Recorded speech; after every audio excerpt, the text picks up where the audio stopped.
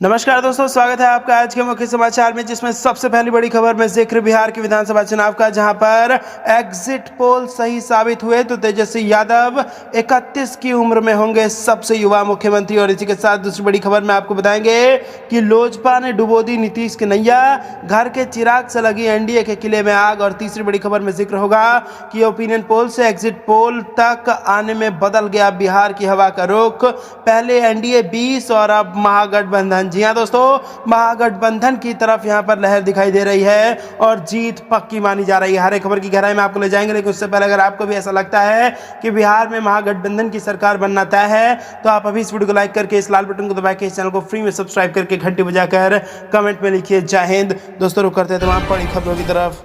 Exit poll सही साबित हुए तो तेजस्वी यादव 31 उम्र में होंगे सबसे युवा सीएम। जी हां दोस्तों, बिहार विधानसभा चुनाव में तीसरे चरण की वोटिंग शनिवार को संपन्न हो गई। अब सबकी निगाह 10 नवंबर को होने वाली मतगणना पर है, क्योंकि उसी दिन तय होगा कि बिहार का अगला मुख्यमंत्री कौन होगा। हालांकि इंडिया टुडे एक्सिस माई इंडिया एग्जिट पोल के अनुमानों के अनुसार युवा तेजस्वी यादव बेरोजगार नौजवानों के भरपूर समर्थन के दम पर बिहार चुनाव में स्वीप करते दिख रहे हैं। वहीं लगातार 3 कार्यकाल के बाद नीतीश कुमार सत्ता से बाहर होते दिख रहे हैं। अगर एग्जिट पोल के नतीजे सही साबित हुए तो तेजस्वी महज 31 साल की उम्र में सीएम बनने वाले देश के सबसे कम उम्र के मुख्यमंत्री होंगे। 9 नवंबर 1989 को जन्मे तेजस्वी यादव सोमवार को 31 साल के हो जाएंगे। ऐसे में अगर तेजस्वी महज 31 साल की उम्र में मुख्यमंत्री बने तो भारतीय जनता दल के लिए यह बड़ी उपलब्धि होगी। डाटा के अनुसार एमओ हसन फारूक अप्रैल 1967 को मात्र 29 साल की उम्र में पुडुचेरी के मुख्यमंत्री बने थे। हालांकि पुडुचेरी एक केंद्र शासित प्रदेश है। ऐसे में तेजस्वी यादव अगर बिहार के मुख्यमंत्री बने तो वो किसी भी राज्य के सबसे युवा मुख्यमंत्री होंगे। बिहार में इससे पहले सतीश प्रसाद सिंह सबसे कम उम्र में मुख्यमंत्री बने थे। उन्होंने महज 32 साल की उम्र में जनवरी 1968 को सीएम पद की जिम्मेदारी संभाली थी। उनके बाद जगन्नाथ मिश्रा का नंबर आता है। वे 38 साल की उम्र में अप्रैल 1975 में बिहार के मुख्यमंत्री बने थे। रुक करते हैं अगली खबर की तरफ। क्या एलजेपी ने डुबो दी नीतीश की नैया, घर के चिराग से लगी एनडीए के किले में आग। जी हां दोस्तों, लोक जनशक्ति पार्टी की कमान संभाल रहे चिराग पासवान बिहार चुनाव में कितनी रोशनी फैलाएंगे ये तो 10 नवंबर को ही पता चलेगा। लेकिन एग्जिट पोल के अनुमानों से ये जाहिर हो रहा है कि वो नीतीश कुमार की अगुवाई वाले एनडीए का गणित बिगाड़ सकते हैं। एग्जिट पोल से संकेत मिल रहे हैं कि एलजेपी ने बिहार चुनाव में अकेले मैदान में उतरकर बिहारी स्वाभिमान का ऐसा सियासी दांव चला है जिसने नीतीश कुमार की सत्ता की कुर्सी के पांव हिला दिए हैं। हालांकि एलजेपी अगर बीजेपी जेडीयू के साथ मिलकर चुनावी मैदान में उतरती है तो सूबे की तस्वीर एनडीए के पक्ष में नजर आती। बता दें कि ये तमाम समीकरण एग्जिट पोल के अनुमानों में सामने आ रहे हैं। इंडिया टुडे एक्सिस माई इंडिया एग्जिट पोल के मुताबिक बिहार की कुल 243 सीटों में से 161 सीटें तेजस्वी यादव के नेतृत्व वाले महागठबंधन को मिलती दिख रही है। एनडीए को बिहार में महज 69 से 91 सीटों पर ही संतोष करना पड़ सकता है। इसके अलावा बिहार में अकेले चुनाव लड़ने वाले एलजेपी को 3 से 5 सीटों पर जीत मिलने का अनुमान है, लेकिन वोट फीसदी 7% मिलता दिख रहा है। वहीं दूसरी ओर महागठबंधन को 44% और एनडीए को 39% वोट मिलने का अनुमान है। जेडीयू के खिलाफ लड़े चिराग, मन मुताबिक सीटें न मिलने से बिहार विधानसभा चुनाव में चिराग पासवान ने एनडीए से अलग राह अपनाई। एलजेपी ने बिहार के 135 सीटों पर अपने प्रत्याशी उतारे थे। इनमें से ज्यादातर प्रत्याशी जेडीयू के खिलाफ चुनावी ताल ठोकते नजर आए। हालांकि गोविंदगंज, लालगंज, भागलपुर, राघोपुर, रोसड़ा और नरकटियागंज सीट जैसी सीट पर एलजेपी प्रत्याशी बीजेपी के खिलाफ भी चुनाव लड़ रहे थे। एग्जिट पोल के मुताबिक बिहार में भले ही एलजेपी को 3 से 5 सीटें मिलती दिख रही हो, लेकिन चिराग ने 2 दर्जन से ज्यादा सीटों पर बीजेपी के बागी नेताओं को कैंडिडेट बनाकर नीतीश कुमार के राजनीतिक समीकरण को पूरी तरह से बिगाड़ दिया है। एलजेपी के अलग जाने से जेडीयू को सीटों पर नुकसान हुआ। पासवान उपजाति वोट एनडीए 31% और एलजेपी 30% में बढ़ गए। एलजेपी ने महादलितों और आर्थिक रूप से पिछड़े वोटों में भी सेंध लगाई। इन दोनों वर्गों से एलजेपी को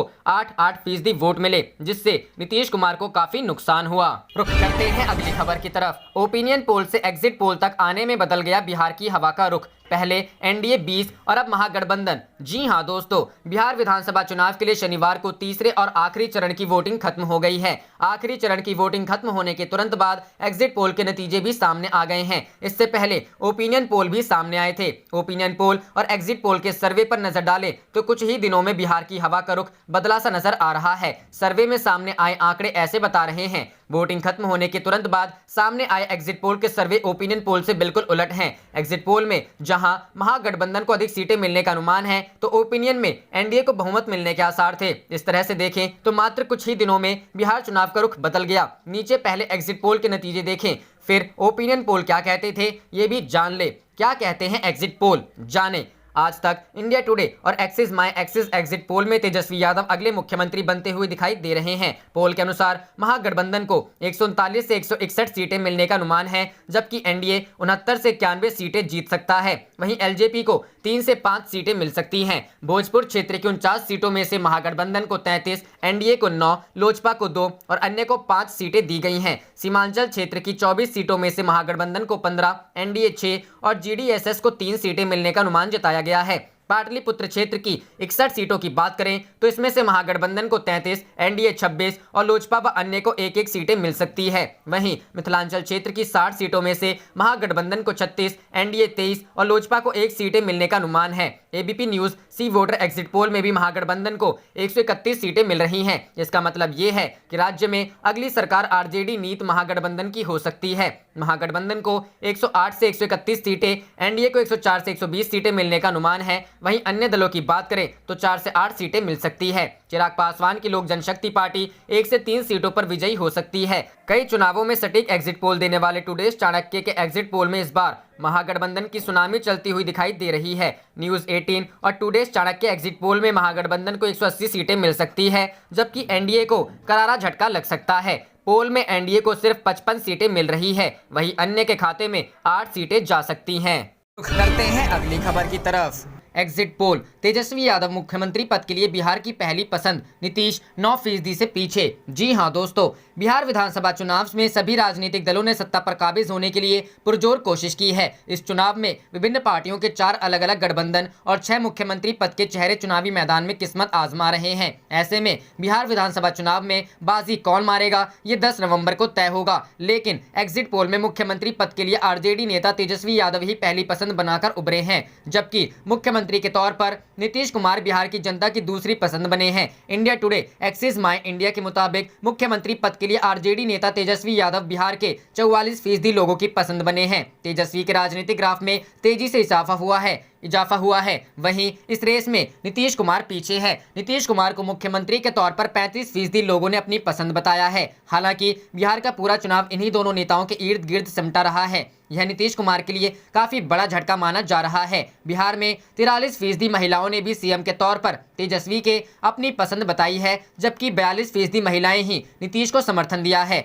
ऐसे ही पुरुषों के आंकड़े को देखें तो 37% ने नीतीश को अपनी पसंद बताई है, तो तेजस्वी को 44% पुरुषों ने सीएम के तौर पर अपना समर्थन दिया है। युवाओं में तेजस्वी का क्रेज तो बुजुर्गों का भरोसा नीतीश पर। उम्र के लिहाज से देखें तो युवाओं की पसंद तेजस्वी यादव बने, तो बुजुर्गों का भरोसा नीतीश कुमार पर कायम है। 18 से 25 साल की उम्र के 47 लोग तेजस्वी के साथ हैं, तो 34% नीतीश कुमार के साथ। 26 से 35 साल की उम्र के लोगों 36% नीतीश के साथ, तो 47% तेजस्वी के साथ हैं। वहीं 36 से 50 साल की उम्र के लोगों की बात करें तो 42% लोग नीतीश के साथ, जबकि 41% तेजस्वी के साथ। ऐसे ही 51 से 60 साल की उम्र की बात करें तो 45% की पसंद नीतीश है और 40% तेजस्वी को चाहते हैं। 60 साल के ज्यादा उम्र के लोगों में देखें तो 48% की पसंद नीतीश है और महज 38% की पसंद तेजस्वी बन सके हैं। रुख करते हैं अगली खबर की तरफ। बिहार चुनाव को लेकर कांग्रेस का दावा, 135 से 150 सीटें जीतेगा महागठबंधन, थके लोगों से मिलेगा छुटकारा। जी हां दोस्तों,